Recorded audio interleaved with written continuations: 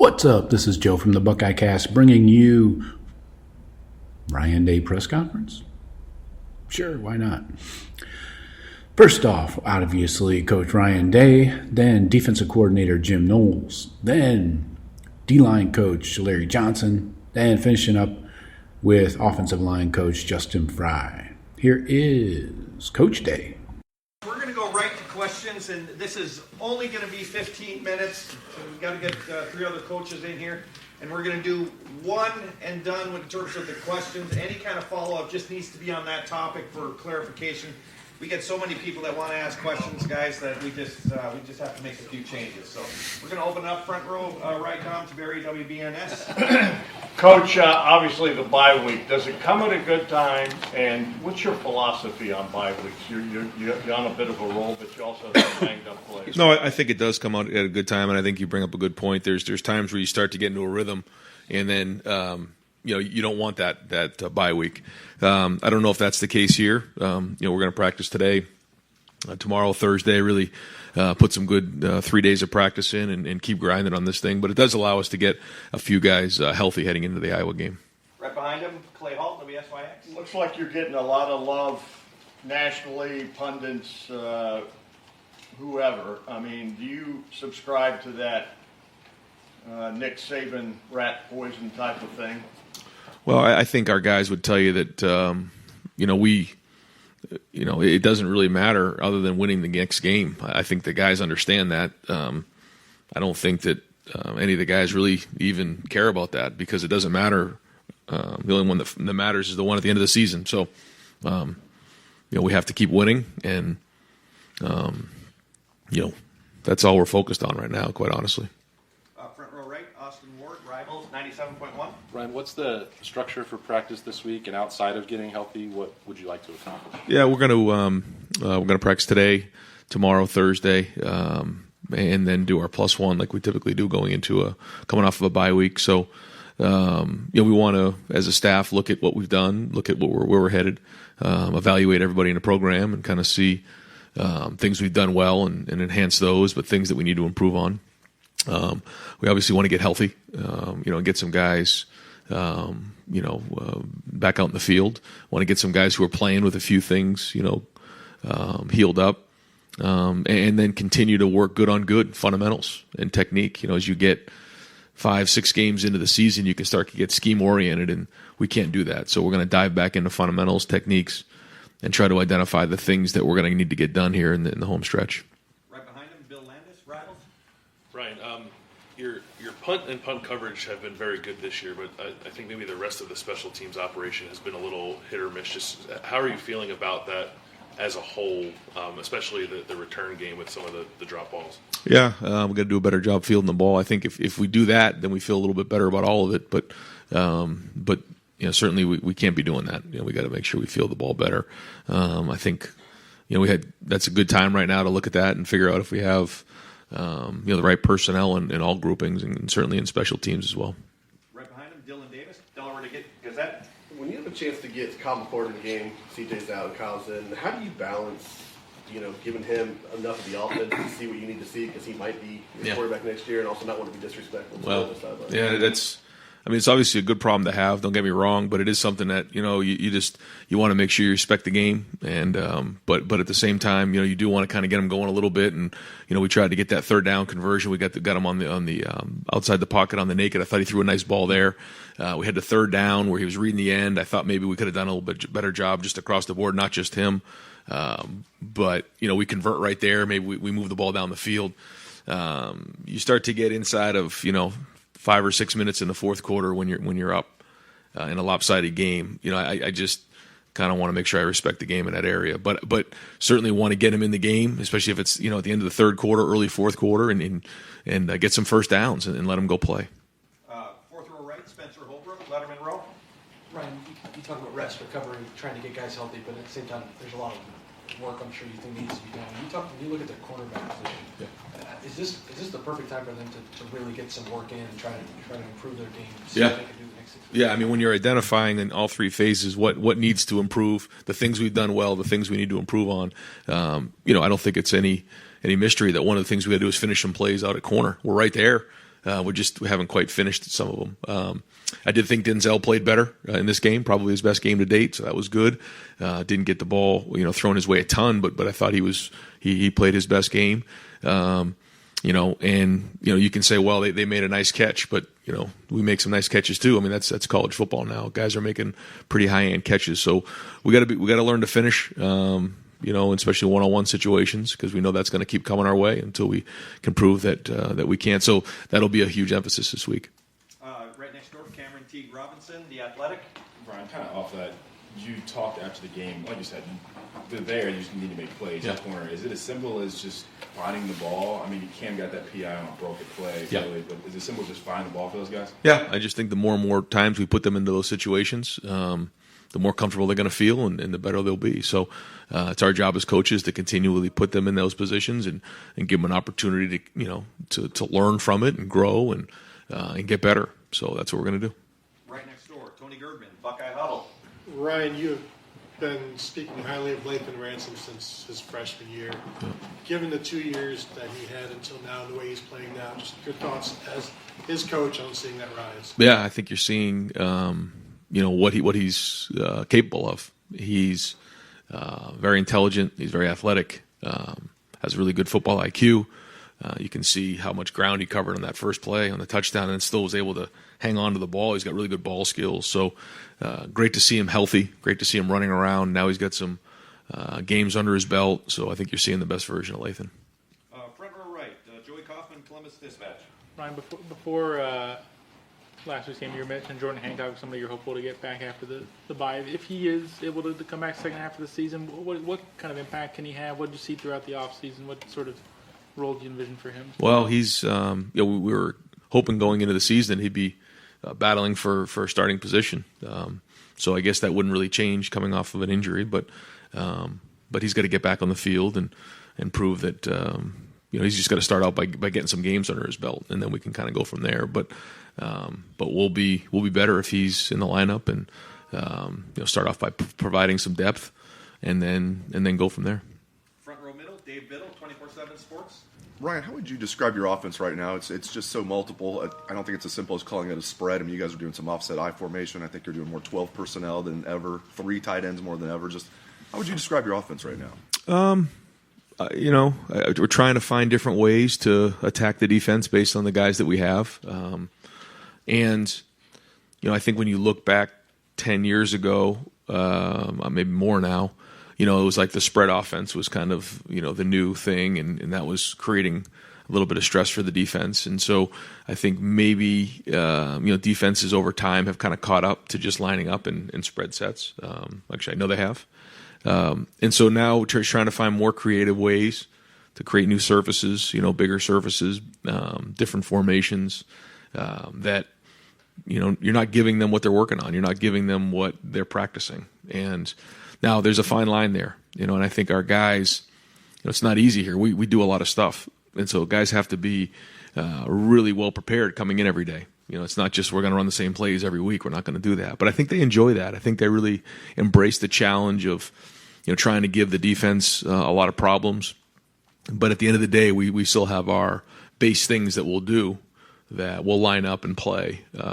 We know what our base is. We know what our identity is. But I think the guys enjoy coming in on Tuesday thinking, okay, what are the new things coming in this week? And then go putting it on the field. And it's fun. You can see the excitement of when we execute plays that we've been working on that maybe are new.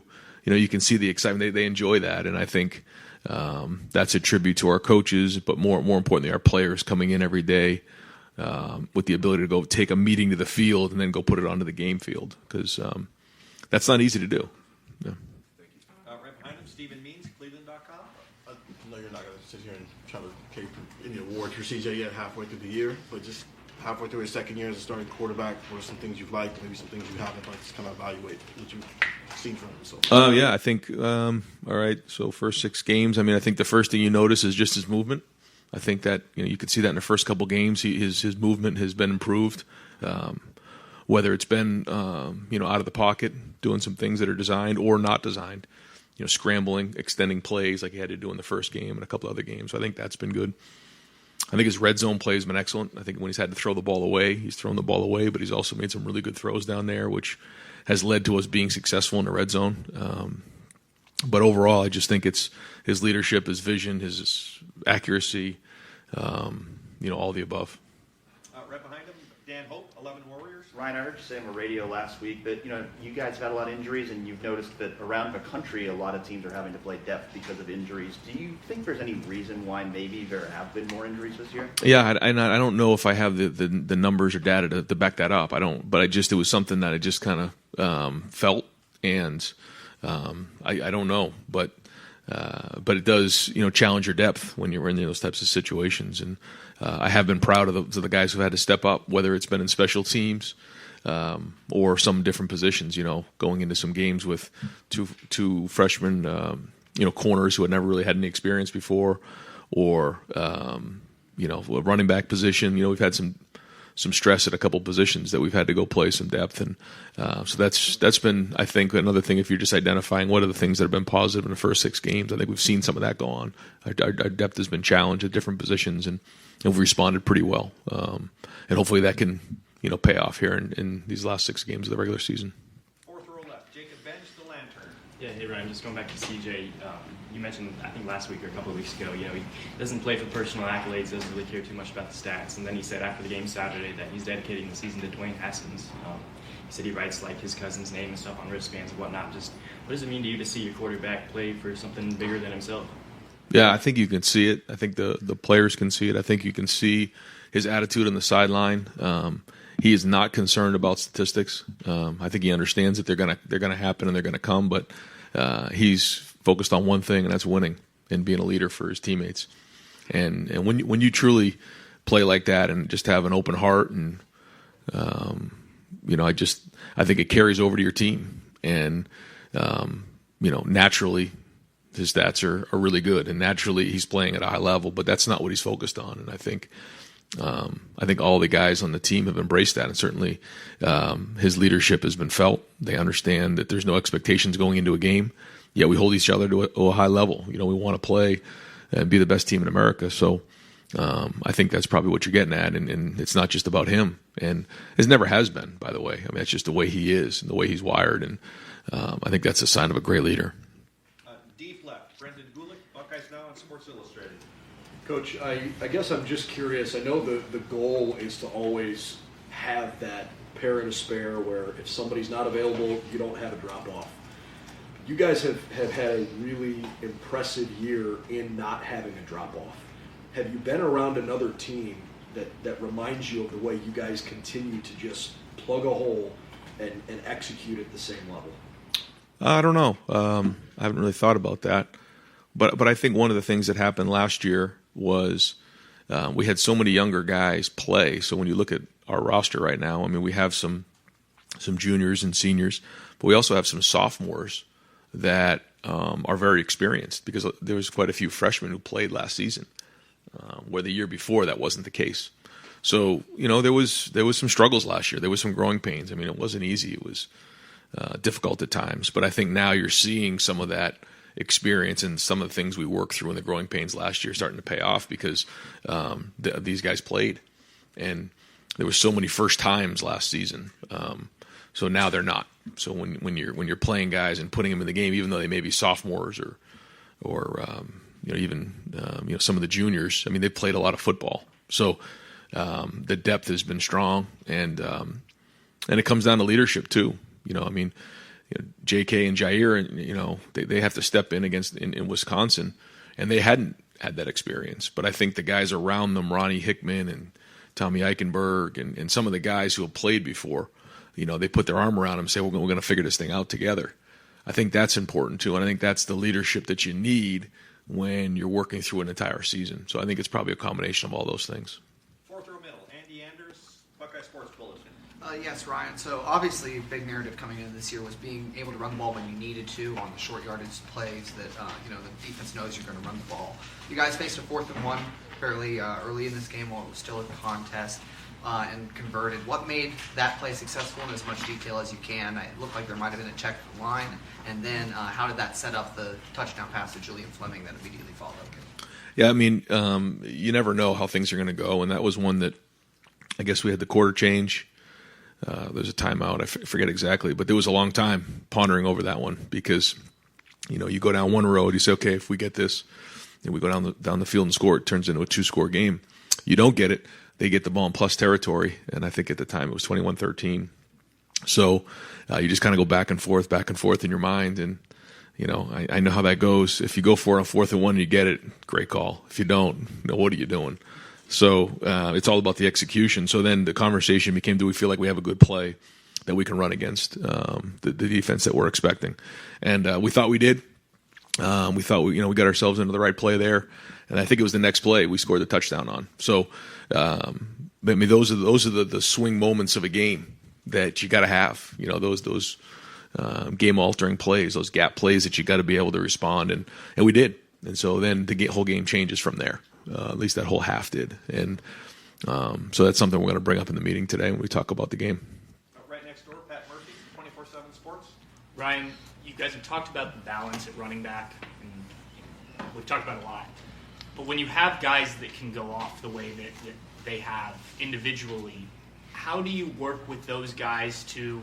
I know they're selfless and they don't mind giving up carries, but they also I assume want to be on the field as much as possible. How does that dynamic work with them, especially after they both have back-to-back big games? Well, I think that it's just unique. I think we've talked about this for a while, but they understand that they need each other, and they both, I don't think, are surprised when the other one's in there that they run so well, and I think they make each other better. So I thought, Dallin came in and did a nice job when he was in there. I thought when we had an opportunity to get Xavier Johnson involved, we handed the ball to Emeka. We found different ways, too, to spread a couple carries around, which I think is good for the offense and healthy.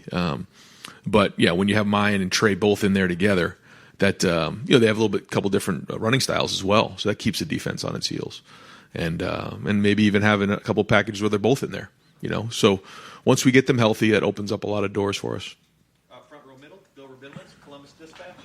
Ryan, I know injury timetables are hard to predict anyway, and not your favorite topic, but what's your level of confidence that for the Iowa game you're going to get some of your key guys back? I mean, Mayan, Jackson, whoever else? Yeah, I mean, going into today's meeting, going through the injury report, really for a bunch of those guys, it was, the expectations that they're going to play for the Iowa game. Now, they still have to come along and they have to have a good week and all that, but that's the goal right now is to get them get them healthy this week and have a full week of practice next week, and those guys are ready to roll for Iowa.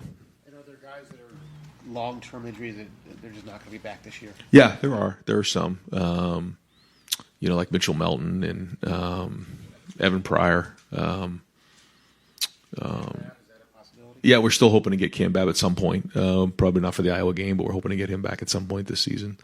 If there's anybody else, then we'll get with Jerry and try to figure out who's that. Yeah. Well, we still might be able to get him back yet later on. So I think that right now, yeah, that's probably the long term. And if there's any updates on that, we'll let you know. But right now, the rest of the guys we're expecting to have for the Iowa game, it'll be kind of based on how this week goes. Yeah. Over here to the right, Tim May. Tim May podcast. Yeah. Letterman Row. Ryan, like when Dave Biddle asked you a while ago about the diversity of this offense and stuff, and like you said about the excitement of guys coming in on Tuesday, what's new? Do you and your staff, do you ever also think about how much you're overloading the defensive coordinator for the next week or the next week who are watching that video? How much does that kind of come into play a little bit in a almost diabolical way? Well, yeah, I mean, sure. No, I think the more things that we can put on film, the more ways we can attack defenses, then the more stress we put on them. And I think that's the balance of like what's too much where you can't execute anything. What's too simple where teams can just tee off and see, okay, this is this set, there's the back right there, and here comes this, So that's the balance you try to find. But when you have players, obviously you have the talent that our guys have, but have the football IQ to be able to take a play and put it on a field at a high level like we saw this past week, man, that opens up a lot of options for us. And we're just blessed to have such great players and the ability to process high levels of information. They're Is your intent every week to have something fresh? I mean, oh yeah, yeah, more than one. Yeah. Got time for two more. Second room, Doug Maurice, Cleveland.com. Trying to think how to explain this. So you've been asked about Kyle McCord and trying to figure out how to play him at end of games a couple times. Sure. The backup's always one play away. It's a little more front of mind. Alabama just had to play a whole game with its backup quarterback. How much do live game reps in a blowout help a backup quarterback? How important are they in development compared to practice and everything else? And whenever we've asked you about it, you've brought up this idea of not wanting to be disrespectful at the end of games. And I think that makes a lot of sense in the non-conference, that kind of thing. Why is that front of mind for you in a conference game where, you guys theoretically are all equal? Why is that still a factor for you? The first part, I think, it is. I think it's good to get him in the game, get whoever in the game, whether it's the quarterback or anybody else. Just getting those game reps under your belt is different than in practice for sure. But that's just the way that I've always believed. The game should be played. I think when you're rolling and you're in the third quarter, you're beginning of the fourth quarter, go play. But when you start to get towards the end of those games and they get a little lopsided, I just think that's the way to respect the game. Fourth row left, Nathan Baird, Cleveland.com.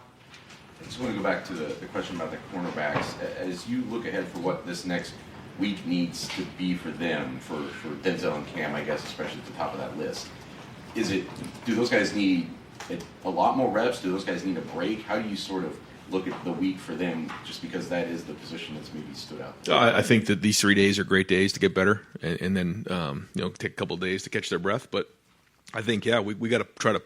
The best way to coach is to put players in game situations. So how do we create those exact situations that have happened in the first 6 games, and then allow them the opportunity to find the ball? Simple as that. It's not really complicated, but without doing it so much that we blow their doors off. We got to make sure that we're keeping them healthy. But that's it. We just have to try to find a way to simulate the game and make it harder, make practice harder than the game, so that when they get there, they're ready to make that play. Coach, thank you very much. All right, guys, thanks.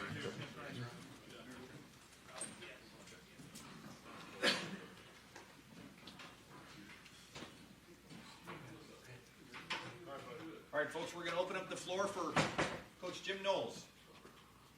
We'll go fourth row left, Nathan Baird, Cleveland.com. I'll just follow up with the same question I asked Brian, I guess, in some ways. But as you look at that cornerback position, what do you feel like this defense needs to accomplish during this week, heading into another week of game? Is there something specific about this week that you can do to help Denzel and Cam and those other guys just raise that level of play?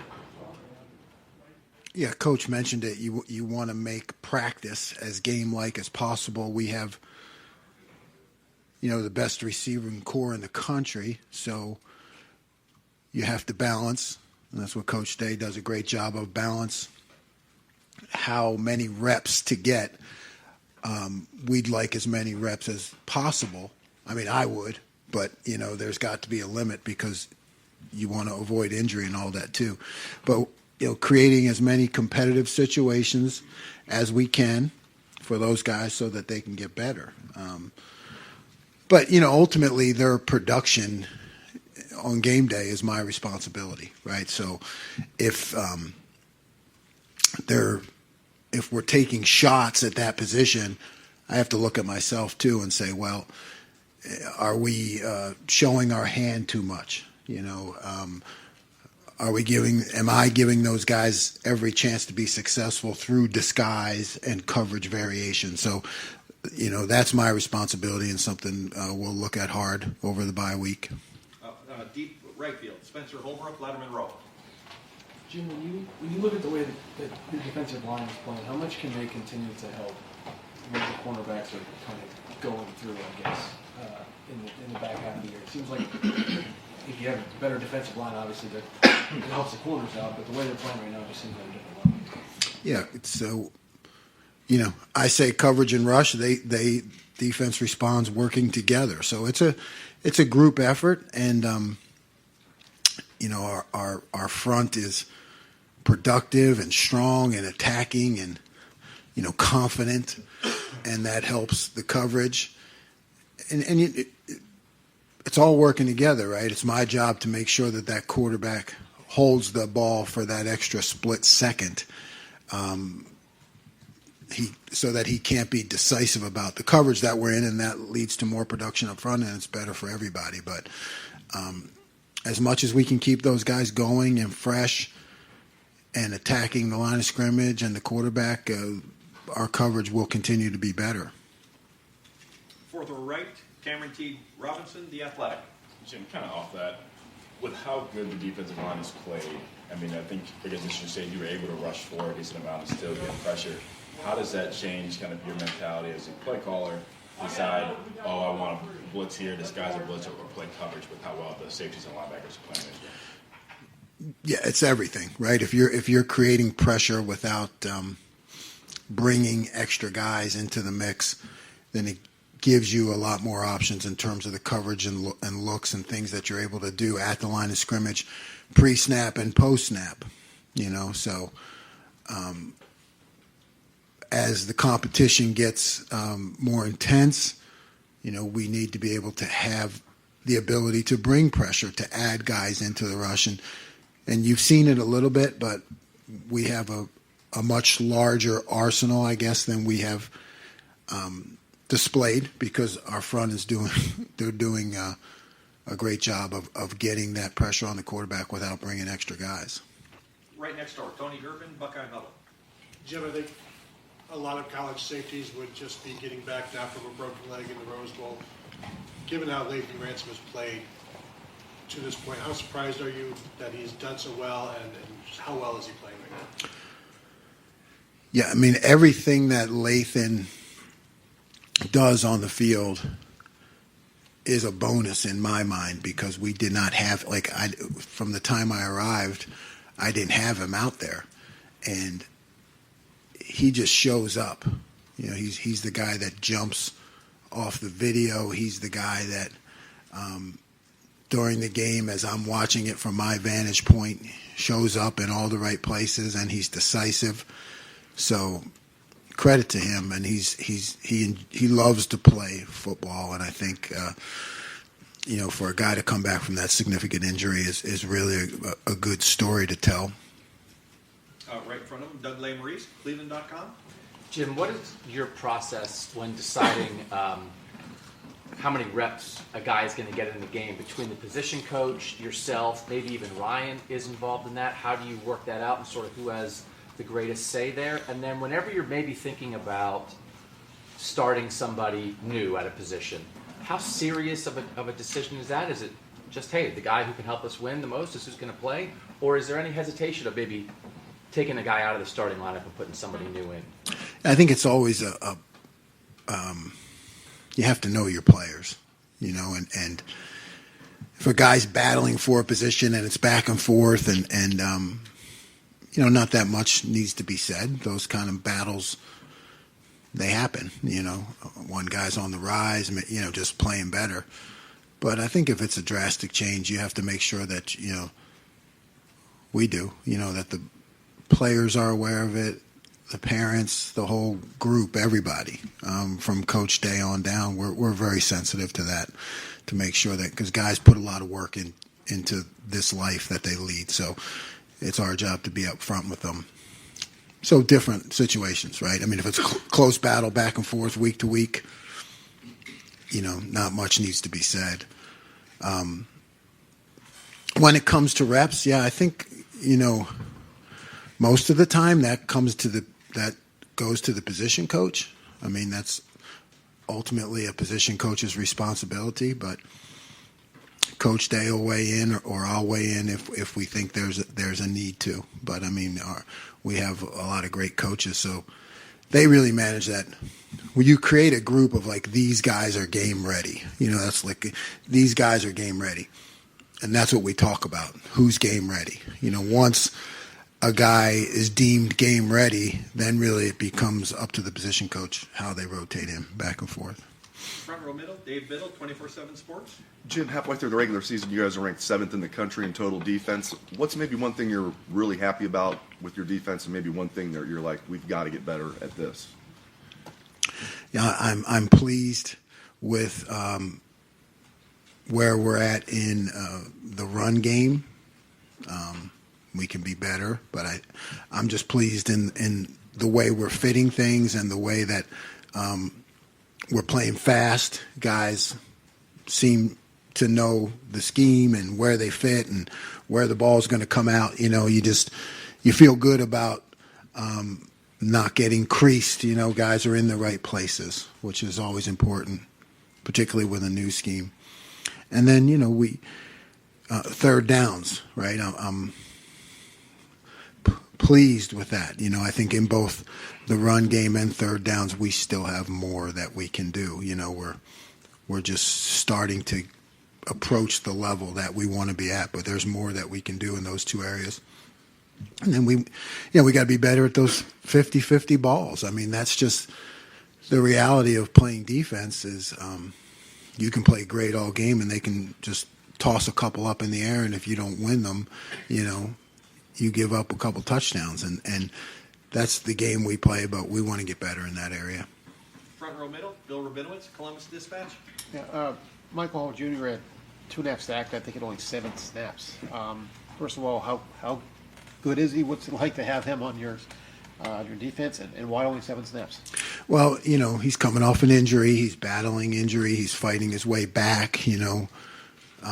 Mike loves to play, so he comes in practice and maybe doesn't re-injure or doesn't feel great, and then has to back off. So it's like a push-pull kind of thing. You're trying to get him those reps during the week. So we just thought it would be a good idea to ease him back into the lineup, someplace where he could just be aggressive, and play fast. And, that was the plan. His production for 7 plays is exceptional. Obviously we'd like to play him more, and he will as he gets healthier, but that was definitely the plan this week, and it worked out well. Right next door, Joey Kaufman, Columbus Dispatch. Jim, you mentioned, at least with Tommy, the way he picked up the defense, that middle linebacker spot was really advanced for somebody you coach. Steele's the other guy starting with him, and somebody who didn't play a ton at the position until last year. What do you think of the way he was able to learn stuff this offseason and take it to the field through 6 games? Yeah, Steele is he's just making continual progress all the time. Smart, enjoys playing, has picked things up well. I think what you're seeing in Tommy is advanced. I think he's really kind of not the norm, but Steele has picked it up at a sound pace and has become more and more productive as the weeks have gone on.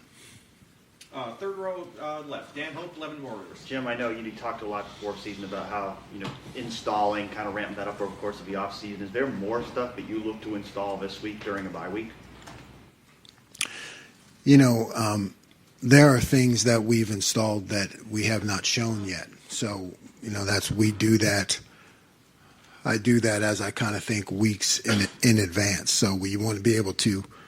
I don't think it's best if you install something that week and put it in the game. I mean, sometimes you need to do that, but I'd much rather think ahead, and we've put things in now that you'll see in the upcoming week. So we'll continue that in the bye week. I don't think it'll be like, hey, let's download some more during this week because it's the bye week, but we try to stay a few weeks in advance. I do with my thinking, so we'll just continue at the same pace.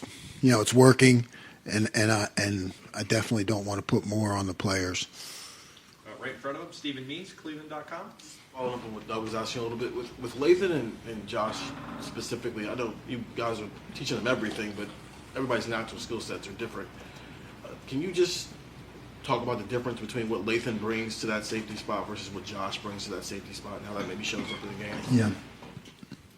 I feel like Lathan has some versatility in between the adjuster and the bandit position. I think he seems to be a guy who can be both strong side, weak side, fit the run pass, see the concepts, maybe in a broader spectrum. Josh is I think he's really good when he has a specific assignment and direction, and is able to really just unleash and play fast. So Latham plays bandit, and he can do that from a physical standpoint, but I think he also thinks and sees the game like an adjuster, more like Ronnie does, so that it's more versatility. Fourth row left, Jacob Bench, the Lantern. Yeah, hey Jim, take a look at, you mentioned the linebackers there. To see Steel Chambers step up the way he has the second year as a starter, and you mentioned how smart he is intelligently. How does he step up as a leader on the practice field and in games as well? You see his production on the field, but as a leader as well, how does he around his teammates? Steele is always a positive player, right? I guess that's his contribution from a leadership or mentality standpoint. He is a guy who doesn't let one play bleed into the next. If it didn't go well, he brings that attitude of next play attitude and vision towards being our best, rather than looking back when things don't go quite as well. And I think that helps him in his own game. Even during practice, when I try to be hard on him, he's developed a great mentality of just always looking forward. And I think that's, you want that in all your players. And sometimes we try to test them at practice to put them into that mode, so they can block it out when the time comes. And he brings that to the defense. Deep left, Brendan Gulick, Buckeyes Now, Sports Illustrated. Hey Jim, you've made it really clear with us how high your standards are. You guys are playing opposite an offense that has exceeded at extremely high levels, whether it's in practice or on film. Do you sense that your defense plays with a certain level of freedom, knowing that the offense is going to score most times 40-plus points a game? I mean, does that help them play with a certain freedom or a certain aggression? It's tough for me to answer. I mean, it'd be a good question for them, for our players, because I've never talked to them about that, because I kind of, it's my job to push the opposite. It's my job to prepare them. We talk about making a stop on that play, on that series, no matter what the score is. And I have to drive that point home, for when and if there's a time where it becomes more competitive. I don't think that's something that a defense can just turn on all of a sudden and say, oh, we're in a close game. We better pick it up. I don't think that's the way you create great defense. So I'm on them all the time, regardless of the score. But it'd be a good question for them. I would think if I was a player, it certainly helps, because our offense does so well. But I try to get them to just think about that series, no matter what the score is. Second row right, Bill Landis, Rivals. Jim, these 50-50 catch situations, I know sometimes the guy just makes a good play. I think that might have happened on the Jaden Reed touchdown there. That was a nice catch by him. Outside of those plays where the offensive guy just makes a good play, what do you think is missing in those moments for your guys, whether it's, I don't know, getting your head around or physicalities? What are you harping on in those situations? We talk a lot about winning at the line of scrimmage. I think when you go back to some of the plays that haven't gone in our favor, you have to look back to the start of the play, and if we're in press coverage, and to make sure that we're throwing our best punch at the line of scrimmage, because that helps the route down the road.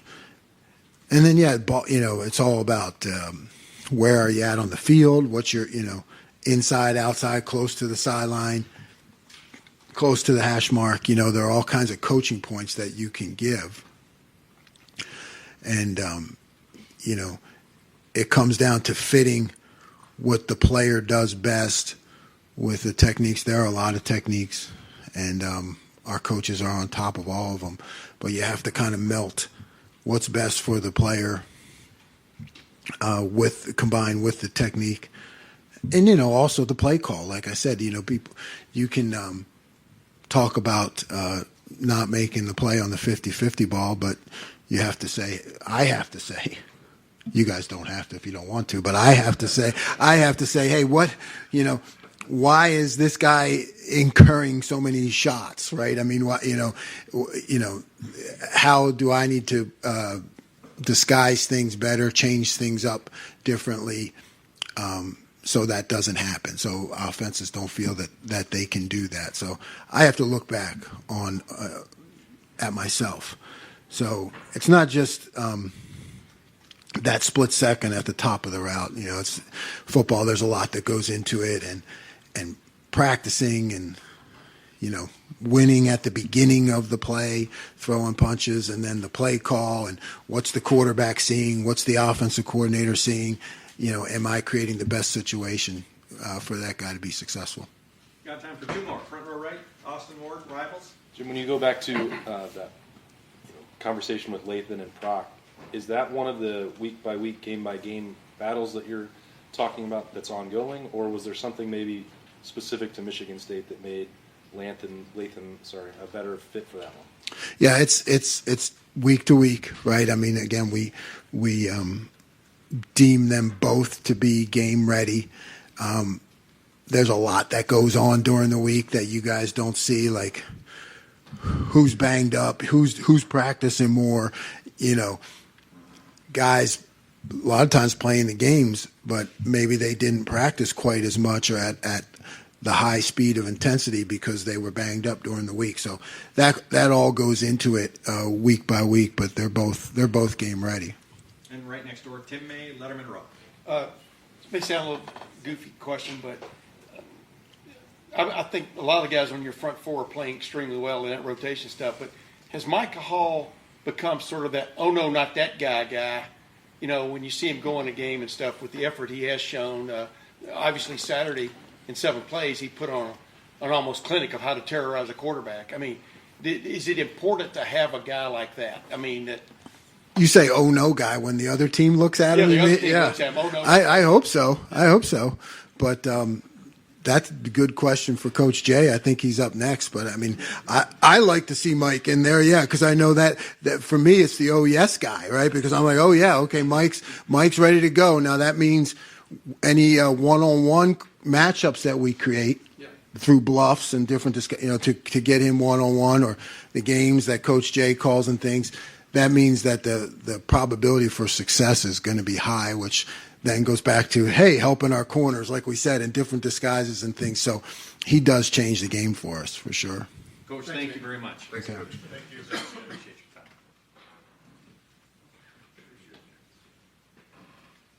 Thanks, Coach. All right, we'll open up the floor for Coach Johnson, 4th row, middle. Mike Hall. Get everybody hands for Mike Hall. Yeah.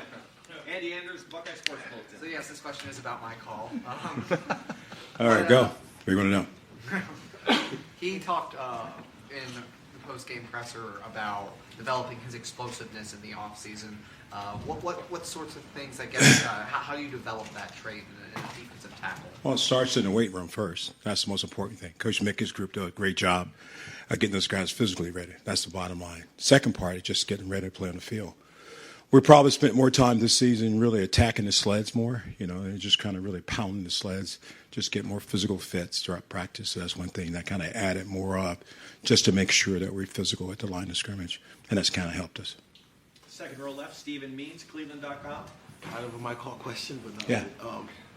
Whether it's moving Zach inside in the rushman package, or when Jack is the Jack moving around, and so Mike is technically on the end now, what has been a more, I don't want to say difficult, but difficult process developing Mike Hall's edge skills or developing Zach Harrison's? Well, you got to look at the front. If you look at the 5 technique playing in, it's no different playing 3 technique on the inside. It's the same spacing as we see. It might have more space because he's outside. So we felt when you're a pass rusher, you can rush from the 5 technique, 3 technique very well. You want to see him in a 9 technique wider than that because he'll be out of space, too much space for him. So we feel that playing a 5 technique with his skill set, it gives him a chance to still rush the passer. So that's why we do it. Yeah. Front row middle, Dave Biddle, 24/7 Sports. Coach, what's different about Teron, other than the fact that he's a fifth-year senior and has the experience? He came in as the number one D tackle in the country. He seems to be playing at that level now. Just what are your thoughts about what's different about him? I think he came in early, he had some injuries. He got set back. Those things set him back. And I thought from the spring on, he kind of really dedicated himself to really make sure he's in great shape. He's in great shape, 305, and that's where he wants to be. But he's playing at a very high level. And he's a great leader on the front four for us. He knows everybody's position. He can get them lined up. And that's the thing. I think he's doing a great job. And the leadership skills he brings to us is pretty good, too. So I think that's the biggest thing. He's stronger, he's healthy, and he's playing at a very high level. Right next door, Bill Rabinowitz, Columbus Dispatch. Yeah, I've noticed at the end of the game, Caden Curry made a play where he kind of like jumped or leaped and made a tackle. I mean, what have you seen from him? I mean, does he kind of jump out to you the way that he sometimes does? I said it to him, Caden Curry is a football player. Put him on the field, and he'll find a way to make a play. And that's what I saw him do in high school. I mean, you just watch him play in high school. He's just all over the field. And that's the kind of player he is. And so as we continue to move forward the next 6 weeks, hopefully get a chance to give him more reps and can I get him a chance to do some things on the field. But I like him a lot, the fact that what he brings to the table. Fourth row right, Cameron Teague Robinson, The Athletic. Larry, just this defensive line, it seems like there's a different person every time they hit a big play. Obviously, Mike had a big play, had a big game, but, I mean, Zach Harrison had a good game. I mean, I think JT's probably 3 holes away from 3 sacks the other day. What is the dynamic like with this defensive line that they don't really care who wins, and they know that if each of them do their job, this defensive line is going to be good? I mean, I think that's the key. I think you said it all. I think, first of all, you got to realize who we are as the Rushmen. We don't care who gets the credit as long as we're all playing hard, and that's the bottom line. And that's something we sell in the room. Let's play as a group, let's play as a unit, and we're all successful when everybody has one play. So Mike Hall had great plays, but it celebrates everybody. You go watch the plays, you see a guy that got blocked, guy got free, and then Mike is making a play. And I think that's the testament to the players themselves, understanding exactly what the Rushmen mean, playing together as one. That one pack is what I call it. Right next door, Tony Gerben, Buckeye Huddle. Larry? When you guys are charting after the game, GAs or whatever, do you guys keep track of holds and who gets held in terms of the defensive lineman? Who gets what? Who gets held by the offensive line? Not much necessarily. We watch and cut it up, put it on a videotape. You can't dare you send it to the officials, right? You can't send it to the officials. But yeah, we watch it and just see it. Just the kind of guys know it. It's frustrating for our guys. I know it is. Just try to keep them. It's part of the game. We just got to keep pressing away, and that's what we try to sell. But yeah, so we have a lock of all those plays. Yeah. If I say that JT is leading the team and being held, would you agree with that? Where would you put him on the standings? Oh, he's getting some extra credits. I think there's some extra attention, as would say, for some reason. But that's part of it, though, right? It really is, and then you look at the game, look at the play, and you worry about the defensive end, so you start tripling, you start doubling. And when you start doing that, you turn somebody in loose one-on-one, and that's why the matchup's pretty good for us. Before, you'd have one defensive end who was really good, and you might have another guy, then they double, you got nothing. So now when you decide to chip both ends, you turn 2 guys loose on the inside one-on-one. Maybe the center slide to one guy, but you leave one guy one-on-one, and we count on that one-on-one to win for us. Deep left, Brendan Gulick, Buckeyes Now on Sports Illustrated. Hey, Coach, thanks for spending some time with us. I want to ask you just about hand fighting. Who in your group do you think is really excelling at shedding offensive linemen because they're really good with their hands? I think Teron does a great job. Teron does a really great job of getting off blocks real fast. If you watch Zach and study Zach does a good job in the run game for us. He's really physical in the run game, big, long guy, can get his pads on it. Certainly, Jack Sawyer does a great job in the run game. So I think the guys are doing a good job using their hands and escaping off blocks. That's the biggest thing is when you're getting blocked, it's getting off blocks.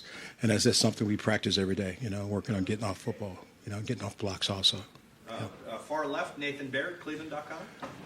You guys were a little reticent to give us a lot of details about Jack and what was going to happen there coming into the season for obvious reasons. But looking back on that now, the 8 months from the Rose Bowl to the start of the year, how much did you have to teach Jack Sawyer about that spot and just how you feel like he's progressed in that spot and what is still on the table for him in the second half? There's still a lot on the table that we still haven't done yet in the Jack package. So we have to teach him. Him and Javante has been our 2 guys that we've been training for the Jack, and that's why you see Javante goes in and we train him for a Jack position. But they also have to learn how to play defensive end. And so it's kind of like double duty. So you got to be careful how much we put on his plate because he's got to play 2 positions, even though they sing similar, but they have different techniques to go around. So progressively, we move forward in it. but we still have some things that we need to do, that we can do, I should say, in the jack package. Yep. Front row right, Joey Cobb, Defense Dispatch. Larry, is there any sort of frame of reference to what Mike Hall did on Saturday to have 2.5 sacks and like 7 snaps every red play with a more efficient game? Okay, so let's break down Mike Hall. All right. So Mike Hall has been injured. He was hurt, and so the game plan was to limit his reps just so we can get him through the bye week and get him healthy.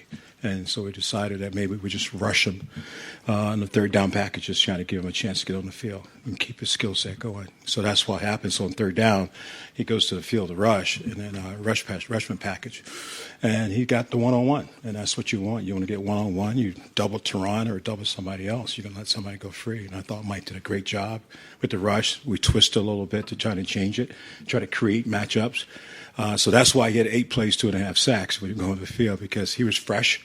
He didn't play 30, 35 plays in that time frame, but that was the game plan going in. It was a surprise to everybody, but we wanted to keep him fresh and healthy and going into the next 6 weeks. And we thought that's the best way to handle it for this game. Had it changed, somebody got hurt, he might have played 40 plays, but it didn't happen. So very fortunate we got him out of the game without getting there and re-injuring himself, and then now we can move forward. Right next door, Tim Baker. Yeah. Well, now you've answered the Mike Hall thing. I wanted to ask you this. You have a unique perspective here. You were on this staff so many more years before Jim Knowles showed up. What is the biggest difference you've seen on this defense compared to a year ago? Not asking you to maybe cast aspersions, but what do you see that you really like about the way this whole defense is playing, Larry? It's a different philosophy, first of all. It's a totally different philosophy than anything I've been a part of as a defensive staff. You're talking about a guy who can move the yardstick, can move the bodies, can put guys in great position to make plays. And I think that's what he does well. He can see the game very well from up top. He can call a great game. And I think that's the biggest thing. We're playing at a high level because you know what you're doing faster. You know, you do it faster. But this is a different scheme. I can't compare it to last year or a year before because it's a whole different scheme. But in other words, what you're saying is y'all are more play specific. I mean, explain that when you talk about guys being able to move faster and stuff. The key is when you know what you're doing in your position and you do it over and over again, you play faster, right? That's the key of doing your job. And so he allowed us to do it for multiple sets, the same job, but for multiple sets, if you understand what I'm saying now. Right, so that's why I think it's much easier. It's hard for you to know where I'm going to line up at every single time if I move the stick every now and then. And I think that's what coach does a great job of changing what we do and changing our technique and how we play it. So that's different, totally different. Does Mike Hall have a great get off? It does. Yeah. Got time for just a couple more. Front row right, Austin Ward, Rivals 97.1. Larry, we know your preference, your philosophy is to rotate and play as many game-ready guys as you see fit. It seemed like maybe the last couple of weeks you've pared that down a bit. Coach Day and Coach Knowles talked about that as well, like maybe letting the starters have a larger share. Is your philosophy evolving? Is the game-ready depth not at the level maybe you thought it would be? What's sort of your evaluation of that? It's not changed is that, you look at the number of plays that we played in a game. So we're at 54, 55, 52. And when you start looking at those numbers, we're not getting a lot of plays. And so you kind of force yourself. You have to play those guys longer to get them game ready for when you got to play 60 or 70 plays. So that's the biggest concern is to make any change because we're not playing a lot of plays. The offense is scoring a lot of points, and we're sitting on the sideline. And so when you get a little nervous, the D-line coach is like, man, we need some plays. You know what I mean? I'm good, but we still need some plays to get ready for a game. I think the top guy Saturday played 30 plays. We'd like to get that to 40 plays, 45 plays, to be honest with you. And so not to do that, so you gotta hang in a little longer than you normally would. But I haven't changed my philosophy. I believe that playing fresh in the fourth quarter is the key to any defense being successful. The guy's tired. He's no good. So, yeah. But that's kind of forcing a change. Yep. Right behind him, Bill Landis, Rivals. Larry, with how well you guys defended the run this year, and it just seems like your guys up front are really controlling their gaps. Did you guys change anything with how you play against the run this year, or what would you attribute that success to? I just think you got veteran guys coming back, right? And I think that's the biggest key. We have guys that played last year, and now they're back, understand the technique to play our gap scheme. I think that's, and then you move them a little bit to kind of change. And every defensive lineman needs a three-way go. You need to go in, you need to go out, and always going forward. And so that's the thing that Coach Knowles done a great job, giving an opportunity to change so we're not sitting darts. You know what I mean? So now when I'm playing a gap, I can play it more physical because I know exactly where I'm at. And if I change the gap, I got a chance to penetrate. So it's a little bit of both. I think it's fundamentals, techniques, and the fact that the scheme allows us to play really solid at the line of scrimmage. Yeah. And final questions, third row left, Dan Hope, 11 Warriors. Larry, you said before the season you thought you had an alpha dog on the defensive line. Is you call that alpha dog? Yeah, we still got some dogs left. No, I don't think you can say it right now. We're 6 weeks, and we're really pleased where we're at right now, to be honest with you, as a unit. And then it's the defense. I think the 6 weeks would kind of determine who that guy's going to be. There's some front runners, but I hate to say right today who's the alpha dog. I guess I hope a couple more dogs can run in the pack. That's what I'm hoping. Yeah. Coach, thank you very much. Appreciate it. Thanks, guys. Thanks, Larry.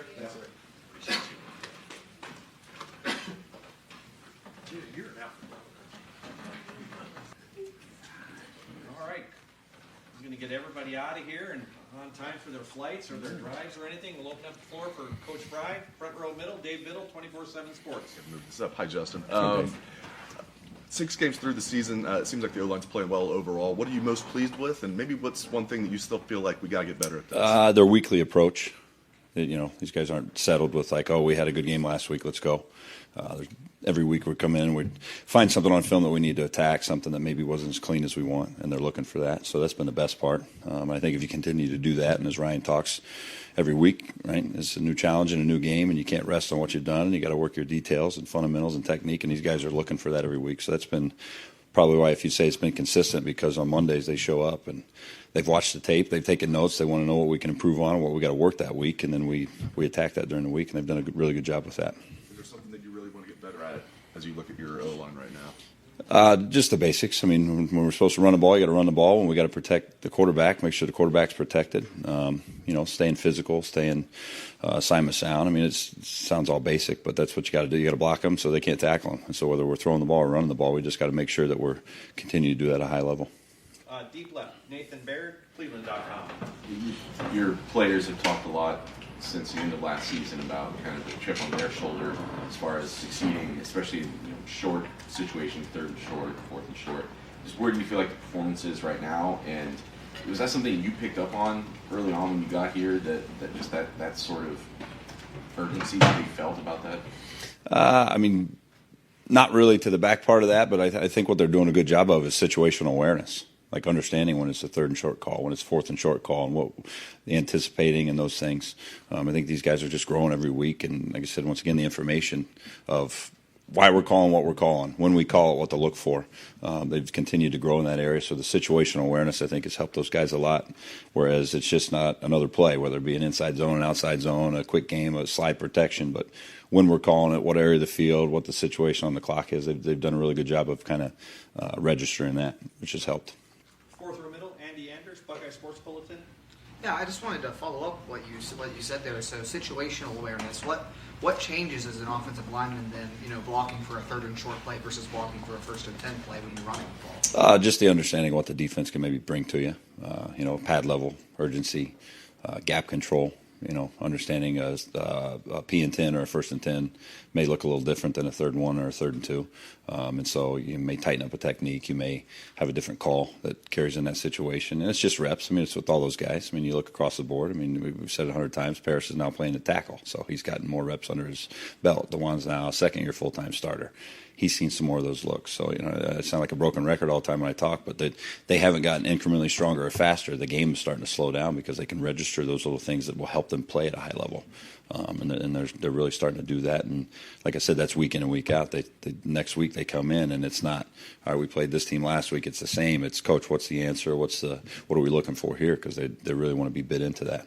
It seems like a lot of the big chunk runs have come on that outside zone look where, it's maybe DeJuan and Paris kind of stringing out a run or collapsing a line to create a hole. Is there something in their skill set that helps facilitate that? I can't really speak to that. Maybe we're doing that now, going back right now. You got a good chance in the bye week to look at what you've done well, what you haven't done well. Maybe there's some things that you think you've done really well statistically or quality control is good, but have you executed those well or is the defense misfit?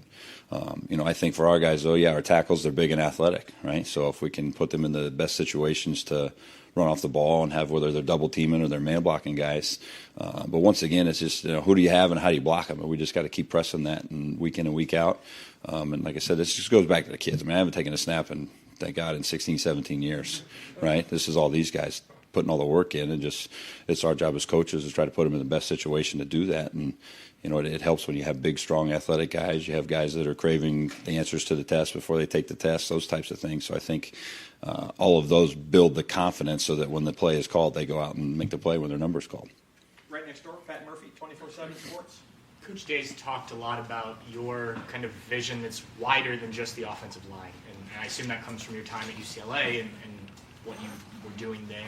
How have you seen that maybe help your offensive linemen learn the game more than just, okay, I need to block this guy in front of me? I think just probably the teaching component of how much do I need to give those guys in a certain play. Like we're not going to ask, Matt Jones to know the rotation of the coverage to the boundary and those things, right? So I think as a staff, just as we talk, once again, it's just putting the guys in the best situation where we can attack the defensive structure that week and then breaking it down kind of into the Cliff Notes version or the, as we say, trimming the fat a lot with our guys. What do I need to give to the tackles, to the guards, to the center, saying, okay, on this formation or this set, look for this because this could be coming. So I think just the funneling of the information, probably helps. But I've always really tried to do that. The longer you do coach and get around and being able to be in the pass game and the throw game and skill guys and big guys, I think it's more of a, that recipe of like, what does it need here? Need a little extra sugar, a little extra salt, whatever that is, and just knowing what to give those guys so that they can go play really fast and really physical and really hard. Back at the wall, Jeremy Birmingham, Rivals. Justin, when you guys are in practice, who are the defensive linemen that come in and regularly give you the biggest fits? And, is there something that you are getting out of practice that you guys maybe aren't getting in games just in this first half of this season? Well, I think Ryan does a really good job structuring the practice, especially early in the week. Like you get some good on good reps or you get those 1 versus 2s where the speed of the game is important. I've been places before and in our past where you get to scout worn down or laid in and you kind of get into a little bit of malaise and all of a sudden the speed of the game jumps on you. So, all of the guys, for the tackles, the guards, the centers, having to block our defensive line, an inside drill and good on good matchups and those things we do. It's just putting really good reps in the bank. So that they can draw back on those for the speed of the game. But right now, Larry's doing an unbelievable job of same deal. He's coaching really good players with good technique and good fundamentals, and then the good players are going and making those plays. Do your guys hold JT as much as the opposition does? No, we never hold. I don't. Yeah, we don't coach holding. Deep right, Spencer Holbrook, Letterman Road. Justin, I asked you in May about Paris and his first round. Excuse me. What to say? I don't think he's given up a sack in his career at Ohio State. Are you ever amazed at that stat? And do you see things from him that you wanted to see when we talked in the spring? Have you seen those things from him that make you think, yeah, he's an elite offensive tackle? Yeah, his skill set he's the same as we started, back with Dave in the beginning. Like every week, he's challenging himself to be better, to do things. He's going to see the things that he didn't do as well on tape the week before, and then, I've got my plan of attack for what it is, knowing twofold that that's what needs to be done, and secondly, he's going to hit me up like, hey, coach, I was down a little bit on this. What drills can we do this week to create that or clean that up? So, yeah, I think he's playing really good ball right now, and every week that's our job to make sure he plays better and better and better. Once again, he's got a really high skill set, so that's just our job as coaches, and then my job to make sure that he plays that way by giving him the right technique, the right fundamentals, the right schemes, and then on Saturdays, they go let loose and they go play that way, because when you're big and strong and fast and you play that way, then you're not going to get beat a lot, right? And when you do make those mistakes, it's not, something's wrong in the cosmic universe, or it's, why did that happen? Was my first step wrong? Was the identification wrong? Was it the back end of a block? And so kind of just cleaning up the issues that you have there, and then make sure you're not repeating those offenses, and he's been into all that. That's his whole world. As he's watched the tape, he's taken notes. He's got questions as to why something didn't go, why it was, or, hey, I made this call, was that right? Because here's why I thought that. And then he's just continuing to grow that way. Do you have as much fun coaching him as you sound like you do right now? I love coaching all these guys. because of that. I mean, you show up, and it's not a chore and it's not a task. Like, that's your job as a coach to improve your guys. But when they're craving it as much as you are, then it's a ton of fun. Second row right, Bill Landis, Rivals. Justin, Ryan a couple times this year has described the run game as well targeted, and I'm wondering what that means for your guys up front when he says that, and how much of an emphasis that's been for you guys this year. It's a weekly process because the structures, it's twofold. You see structures week in and week out that they put on tape, and then everybody's going to try to throw something at you to throw you a curveball. And so you got to give the kids tools to, if there is a look that might be a little different than what you've seen, how do we make sure we're still, blocking the 6 or the 7 or the 5 guys we're targeted to? And that comes through film study, that comes through the tip sheets, that comes through walkthroughs. And our guys, I mean, we go all the way through the end of the week by Thursday and Friday where they're really feeling comfortable about all the looks that they could see because you don't know what you're going to get. But I mean, that's ultimately what you're striving for because, as I said before too, like, who do you have and how do you block them?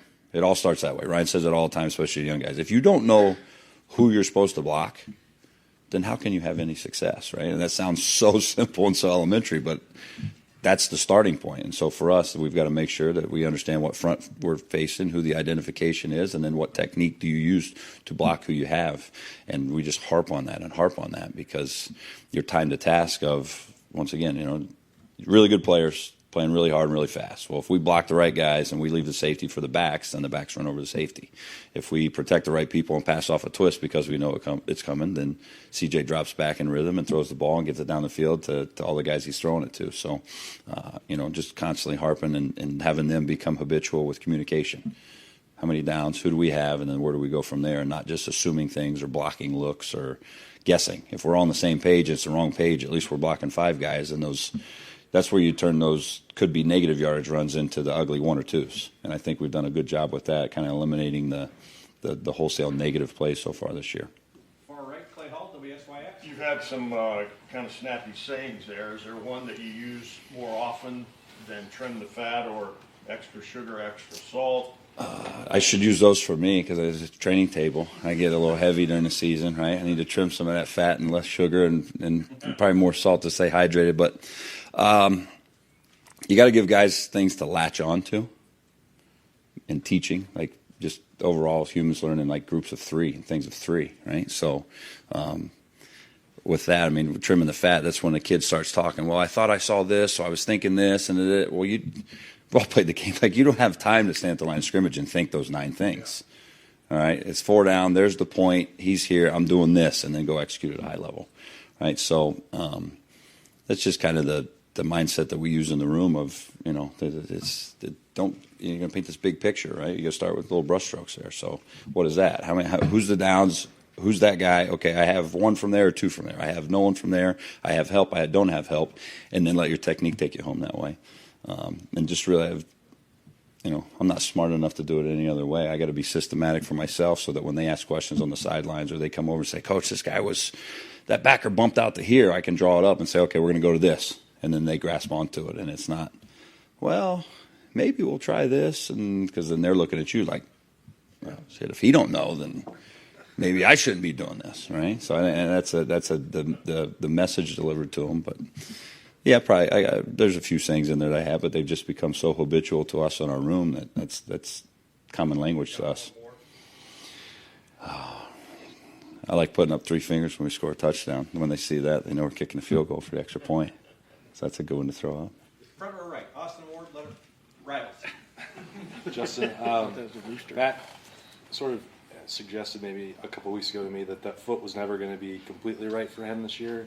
I don't know if that's true or not, or how much to talk about it, but it just seems like he's hurt but not injured, wants to keep playing and battling through it. What have you seen from him physically just to get out there every single week? And then if it does catch up with him at some point, I don't know if it will, what have you thought about Enoch and Fryer coming in to help there? Yeah, I think that the first part of your question, simple, is Matt's like a lot like we talk with Parrish and Donnie and those guys. Like, Matt's never played like a full season. And so Matt's learning what it feels like to really be the guy all the time, right? I've told all those guys, the minute you play major college football, you're never going to wake up in the morning feeling great ever again. You're going to crack your ankles or your wrist or your elbow or something because it's the nature of the position, right? So I think more than that, he's just learning that that's kind of what the game is. It's not hampered him at all. I mean, he's playing really well. Still moving guys in a run game when we're asking him to, protection-wise, coming off and doing some things. So not any big issue there. And then, the big thing with those other guys you talked about is just creating depth with all those young guys. And we've been fortunate enough now where we've gotten a lot of those reps there late in the game where guys are up in the true double digits, almost triple digits, getting some good gradable tape and being able to go play the game. And so you're always trying to, whether it be in practice reps or one-on-one pass rush versus Larry's guys, where you're trying to build that depth so that if the next guy up mentality happens, that guy's going to go in and continue to help you win the game. I mean, Enoch's done that twice for us already this year. I mean, when in the Notre Dame game, Matt got, I think his shoe popped off when he got rolled up on and he couldn't go, and Enoch goes in on a critical situation, and we run a GT counter, and he pulls and kicks the guy out, and we rush it for 10, 12 yards in the red zone. And then he runs off the field. So being ready to make your play when your number's called. I mean, that goes back to, some of the sayings, Clay, we're talking about here, like that's competitive excellence. That's the definition of it on film. He did it again this week. Same deal. Matty's shoe popped off, and all of a sudden he's running off holding the shoe. Enoch goes in, and we slide to the right, pick up a twist game, and we hit Mecca for a touchdown. So, staying ready and being ready, he's done a really good job with that, and just continuing to play and build because you never know when your number is going to get called. Gigantic shoe. You might be onto something there. Right next door, Tim May, Letterman Row. You just touched on what I want to ask you about.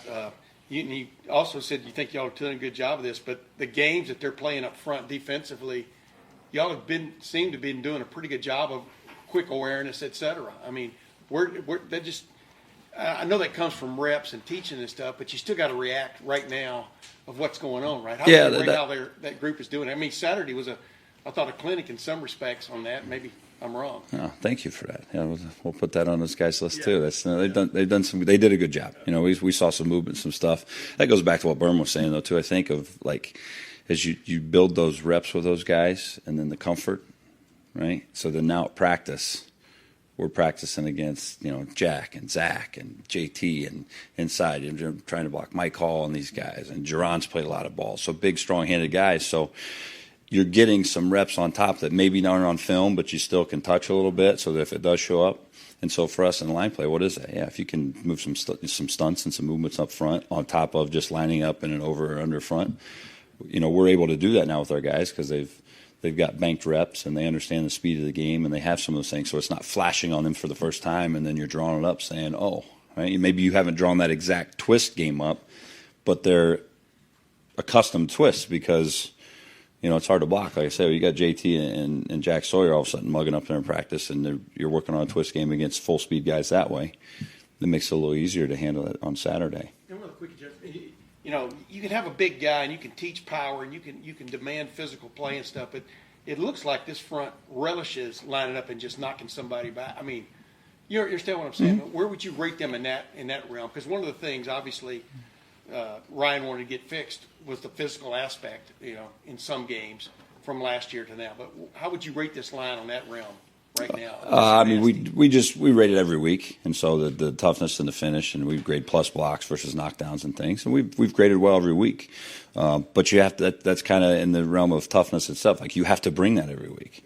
You don't play tough one week and then forever you're a tough team. Like when your number's called, you got to make the play. Like toughness for me Saturday was 4th and short at the -40, and we made the call. The guys executed the call, and then the next play we go down and we score a 50-some yard pass play. So that's toughness in itself, as opposed to maybe mauling a guy all the time or breaking a guy's back over a pile and those things. But it's a week by week thing that you just, once again, you got to hamper. If you don't see it on tape and you see a guy pull the parachute or stop early, you got to tell him about it, right? If you see a guy that does it well, then you got to highlight that and say, we need more of this and here's why. And then they feed off of that so that it doesn't become something that they're looking for in a situation of like, oh, I have to do this now, but it starts kind of becoming habitual for those guys. So, week by week, that's how you judge it. And circling back to the beginning of it, you have to start there. You can't just put a stamp on it and say, well, now we're tough, right? Because we did X, Y, and Z. You got to do it every week. Right behind him, Doug Lamarice, Cleveland.com. When you guys are in your offensive game planning meetings each week, just what are the ideas like in there? What's Ryan like in there leading the show? What's it like with everybody collaborating? Just can you describe that your first year here? What's it been like? Have you seen the movie The Hangover? when he's coming down the escalator and there's pi times radius squared, and all of a sudden there's all these ideas and stuff that start flowing.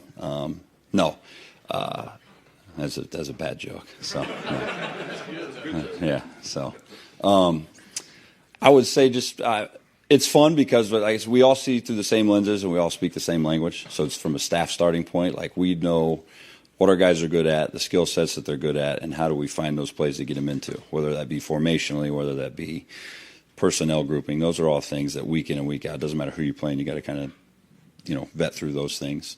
And then as you start, once again, we use it again, trimming the fat and going through, they're all good plays. Like you're never going to put up a play on the board and be like, this is a crap play, let's run this, right? They're all good, but if you get spread too thin or you're too heavy one way, that's not good. So we just do a good job of, like I said, looking through the lenses of, all right, what are we good at? How do we need to attack this coverage? How do we need to attack this formation? And then what is good within that based on the skill set of what our guys can do? And then you just kind of piece it together that way. And then as you go through the week, the kids are heavily involved in it too. I mean, you present, we like this and this, and all of a sudden, Luke Whippler may come back like, hey, coach, I really feel good about doing this block on this one versus this. Is that something we can look at? And then you say, yeah, we can adjust that. Or, you know what, that's too difficult. You know what, it's too much thought process, and let's take it out because it's time to task that way. So, but that's a weekly deal based on who you're playing and the defensive structure and, who's in the game plan, who's playing, who's not playing. Those are all things that we have to look through. But it's fun. Early in the week, it's a lot of fun because you're watching a lot of ball, you're watching a lot of tape, you're getting a better feel for what's coming at you, and then you try to attack yourself early in the week in practice so that by Saturday the guys can go out and execute those plays. Guys, we're not going to be able to get through everyone, but we'll go a few more. Front row, middle. Bill Rabinowitz, Columbus Dispatch. Yeah, Justin, speaking of Luke, he said one of the things he likes about you is the way that you've been able to tailor coaching to each individual player, not just the position, the skill set, personality. You just got here, this year. Can you describe the challenge of doing that, and what was your kind of strategy for doing that? Challenge in positive connotation, I would say, because that's what, once again, in coaching, that's what you're supposed to do. Just early on, getting a feel. You got to find a common ground for each kid and who they are, what they're about, what pushes them, how do they react to certain situations or certain things, and then ultimately just coaching those guys. So as we've alluded to a couple times, so that at 4th and 1 at the 50-yard line, everybody does their job, right? If the left tackle and the center needed hot pink tip sheets because that's why they see it better, and the right guard needs 72 walkthrough reps, and the right tackle needs yelled at this many times or fired up on this, whatever you have to do to get those guys to do their job, that is your job as a coach, right? Because as I said, I haven't taken a snap in a long time, and the ones that I did back in the day at the end were pretty rough anyway, so it's probably a good thing, right? So, but that's the fun challenge in coaching is understanding your guys, coaching your guys, getting them to go maximize themselves, and then when they have success, you feel good about that because you've helped them do what they want to go do, right? And that sounds super cheesy, but that's just the fact. That's why college football is fun still that way because big, strong. Dwan Jones walks through the door frame and he's huge, but he's still just a 21-year-old guy. He's still just a young man learning and growing. And Paris, and all these guys, they do all this stuff. Matt Jones is a 5th-year guy. He's always an old veteran. He's 22 years old, right? 23 years old. He got a lot left to him. So finding the ways to help those guys maximize themselves, but ultimately for us to win the games, that's the fun challenge in it, Bill. Third row left, Dan Hope, 11 Warriors. Justin, you guys have done a lot of different things in the run game this year that Ohio State wasn't doing last year. What has your role been in kind of helping bring some of those ideas to the table in the run game? Well, it's not so much me. It just goes back to what we talked about before, game planning. I think the skill set of the guys that we have and what we can do, and we're able to do at a high level, you try to find those year in and year out, right? And so, just as you go through the room, you look at all those guys in the staff room. It's not just me, but Tony's coached a lot of good backs, and they've run it a lot of different ways, whether it be inside zone, outside zone, some pin and pulls, some zone reads. There's a lot of experience in there. Obviously, when Ryan and I were together before, we were in the 50-yard line and 32 personnel a lot of the time. So I think just the mix of everyone in that room having expertise of history of what they've done and how they've done it, and then able to kind of, tailor that to our guys that we have now has been the biggest part. So, me, nothing. I got to get the 5 guys up front to play really hard and block the right guys. If it's my idea one week or it's somebody's this or it's collectively us, it doesn't matter as long as we're doing it at a high level right now. And that's what we judge week in and week out to make sure that when we're supposed to run it, we run it. When we're supposed to protect, we do it. And Yeah, that's a whole group effort versus just me rolling in a room. Right in front of him, Stephen Means, Cleveland.com. About the 4th and short, you didn't get it on the 3rd and 2 the time before that, and then obviously the quarter ends. Are you harping on run that ball again? It's just because 4th and 1, just because of the way you talked about needing to be able to run the ball when everybody knows running the ball. So you may be harping on that. Well, you just have to have a call ready to go that if that's the situation that's needed, then you're comfortable with the kids. I mean, we didn't call a bad call on 3rd and short that we didn't get. We just, you got to execute it better, whatever it may be. But then on to the next play. Like, in that case, when Coach Day's standing over there and we're all talking on the headsets, what do we like? Where do we want to go? He's got a mindset of what he wants to do and what he wants to call, but you just need to have something available that your guys are going to execute well because they have confidence in it. They've done it during the week. They've seen the looks. And so, you got to have something in your pocket ready to go if, as we talk about as a staff, and just so that the kids can go do it. And final question, front row, middle here, Joey Kaufman, Columbus Dispatch.